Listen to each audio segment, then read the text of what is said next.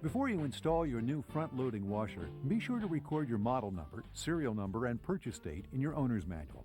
Refer to the owner's manual for a full description of the installation process. If you're installing both the washer and the dryer, install the washer first. A grounded outlet must be within 4 feet of where the cord is attached to the machine. Do not use an extension to get power to the washer. Gather the few simple tools you'll need for the installation: a flashlight, an adjustable wrench, or better still, 2 open-end wrenches or sockets that are 17 millimeters and 13 millimeters. You'll need a pair of pliers, a level, a wood block about 2 by 4 inches, a measuring tape or ruler, a Phillips head screwdriver if you're installing the pedestal, and a 9/16" hex head ratchet.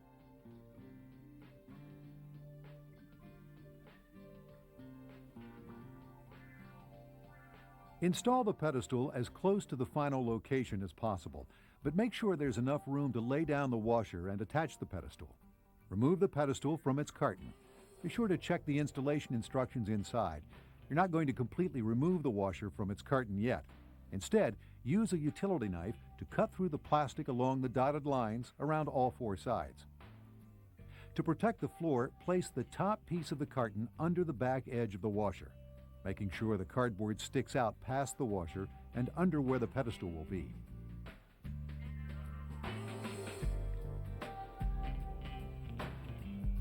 Find the 4 hex head sheet metal screws taped inside the pedestal drawer. You'll need these to connect the pedestal to the bottom of the washer. Remove the Phillips head screws from both drawer sides. Save these screws. You'll need them later to reattach the drawer. Unscrew and remove the 4 adjustable feet from the bottom of the washer. The pedestal has its own leveling feet. Partially install the 2 lower hex head screws in these holes, located on the bottom of the washer. You'll need to leave about 3/8 inch or 1 centimeter between the screw head and bottom of the washer. Move the pedestal against the bottom of the washer and slide the pedestal's keyhole slots over the lower 2 partially installed screws. The top of the pedestal has padding strips to cushion the washer. Don't remove these strips. Lift the pedestal toward the front of the washer and install the 2 remaining hex head sheet metal screws. Don't tighten these screws completely. First, make sure the pedestal is perfectly aligned with the washer. Now, completely tighten all 4 screws. Tip the washer and pedestal back upright. This is a 2-person job. Now you can remove all protective cardboard. You're almost done with the pedestal. Don't replace the drawer just yet. After the washer is in place, you'll level the washer by reaching into the pedestal opening. Now let's look at washer installation. Your new washer and dryer offer more installation options than many other front loaders. These units can be stacked, mounted under a custom height counter, or installed in an open area. You can also install your washer inside an enclosure. When installing in a closet, make sure there is at least 1 inch or 25 millimeters of space on the sides of the machines. Doors must be louvered or have vents installed for air movement. Check your use and care guide for details. This segment looks at basic washer installation in an open area. Check that you have all the parts supplied with your new washer: a beaded tie strap, 4 transport bolt hole plugs. First, move the washer to within 3 feet of its final position. Be careful, this is a very heavy washer and 2 people are needed to move it. If your floor covering is easily scuffed, you may want to use a large piece of corrugated cardboard or a throw rug under the machine as you slide it. If you're moving the washer on a dolly, never rest the curved front against the dolly or push or pull the front with a great deal of force. Handle the washer by the sides or back. If hoses are attached to the back and you're moving through a narrow door, you may need to remove the hoses temporarily. On the back of your washer, you'll find 4 transport bolts that hold the drum in place while the washer is being shipped. You'll have to remove these 4 bolts to free up the suspension and to release the power cord. Just unscrew each bolt about 1/2 inch using your adjustable wrench or 13 millimeter socket wrench and slide the bolts and their plastic collars to the side. You may have to wiggle each one a bit, but you'll be able to pull out a long plastic spacer.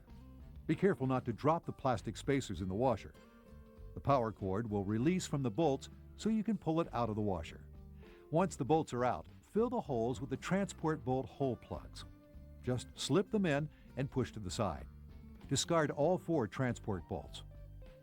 Note, if your washer is to be transported at a later date, call your local service center.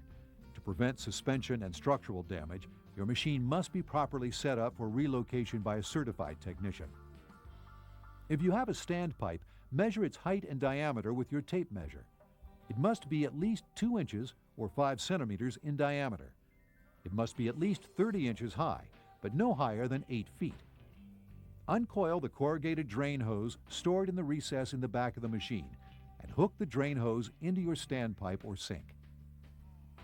Uncoil the inlet hoses and attach the hoses finger tight to the hot and cold faucets, being careful not to cross-thread the couplings. The red-colored inlet is for hot, blue is for cold. Use your pliers for an additional 2/3 turn. Check the connections of hoses at the machine to make sure they are properly connected as well. Slowly open each faucet and check for leaks. You're almost done. Use the beaded strap to secure the drain hose to a tub leg or standpipe. Water comes out with a good deal of force, and the hose may whip around if not fastened in place. Drape the power cord from the rear of the washer over the top. Now it's time to check the level of the washer. If you don't have a pedestal, tip the washer back slightly and use the 2x4 to hold it up as you screw the foot up or down. Once you have a level machine, use your wrench to tighten the jam nut against the underside of the washer. This locks the foot in place so it doesn't change height as the machine moves. All 4 nuts must be tight or the washer will slip out of the level position. Move the washer into its final position.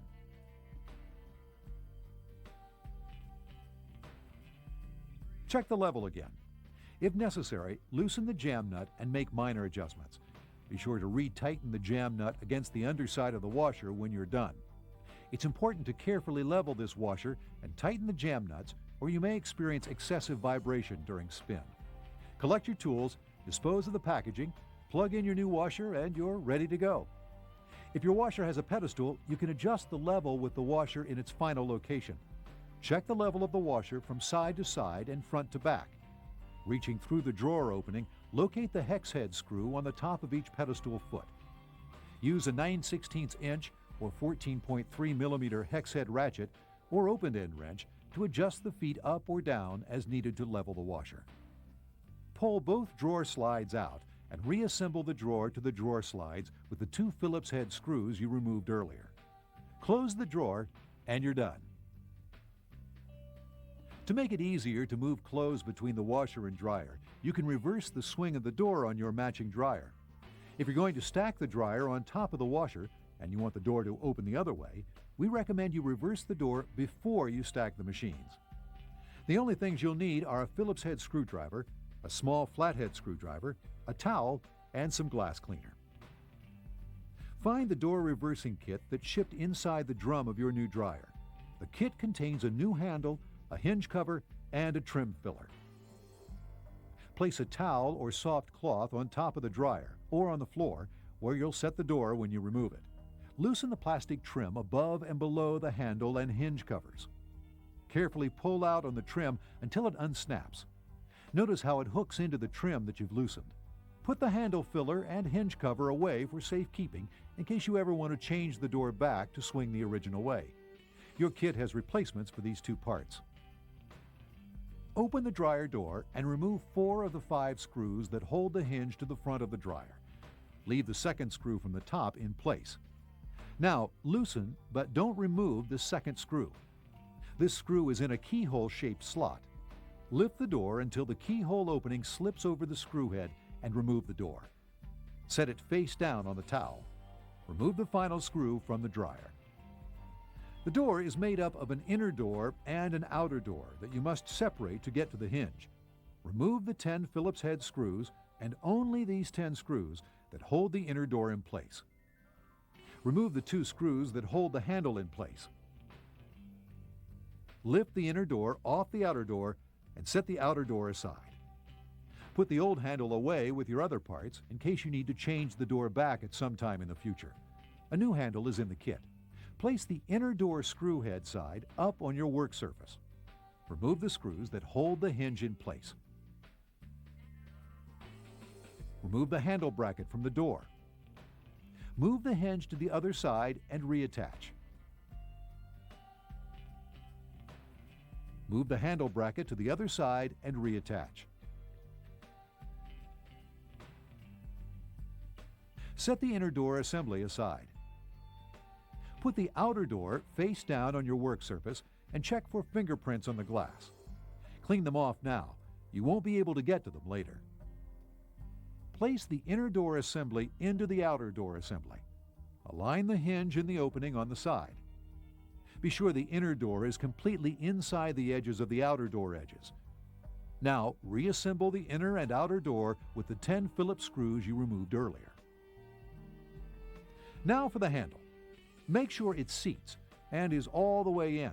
The 2 holes in the handle should line up with the 2 holes in the door. Reattach with 2 screws. Now prepare the door opening on the dryer. Using a small flathead screwdriver, pry up the hole plugs that fill the screw holes on the new hinge side. Be careful not to scratch the finish on the dryer. Push those plugs into the old holes on the other side of the door opening. Partially install a screw in the second hole from the top. You may want a partner standing by to help hold the door. Hang the door by slipping the keyhole slot over the second screw, and tighten that screw. This will hold the door in place while you install and tighten the other 4 screws. Now you'll install the new handle filler from the reversing kit. Just hook the top of the handle filler onto the loosened upper door trim and snap the joined pieces into place. You may need to use the heel of your hand to get them to seat. Hook the bottom of the handle filler into the lower door trim and snap it into place the same way. Use the same technique to install the hinge cover on the opposite side, hooking the hinge cover into the trim and snapping the joined pieces into place. Make sure the door latches properly when you close it, and you're done. This is one of the few front loaders that can be stacked or mounted under a custom height counter. Before attempting a stacking installation, make sure the connections for water faucets, grounded electrical outlets, and gas supply line connections, if you have a gas dryer, will reach. Longer washer fill hoses, longer electric power supply cords, and a longer flexible stainless steel gas connector line than supplied with the washer dryer may be needed. These parts are available from your dealer.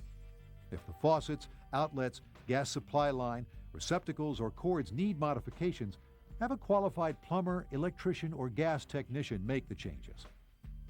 Do not use this kit with gas dryers in a mobile home.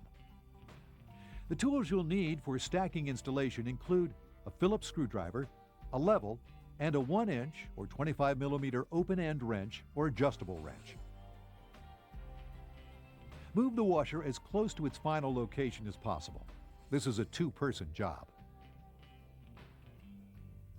Make sure you order the stacking kit to meet your needs. Contact your appliance dealer for this kit. Level the washer as described in the washer installation instructions. Carefully lay the dryer down on its back. Remove the adhesive protective strip from one of the long rubber pads, starting from the top of the flange and in about 1/4 inch or 6.4 millimeters from the edge. Press the adhesive side of the pad against the dryer flange, front to back. Repeat on the other side. Don't install the dryer feet. If the dryer has the feet already installed, remove them. Lift the dryer back to the upright position and move it to the front of the washer. Lift the dryer up and set it on top of the washer so that the back of the dryer overhangs the washer by about 1 inch or 2.5 centimeters. Note, the front of the dryer is positioned 1 inch or 2.5 centimeters back from the front of the washer to provide easier access to the washer's bleach dispenser. Remove the 2 plastic clips, 2 brackets, and 4 panhead sheet metal screws from the parts bag. Take a plastic clip and with flat side facing out, push it down onto the lower edge of the slot in the dryer back. Repeat on the other side. Place the hooked end of the bracket over the plastic clip and rotate down against the back of the washer.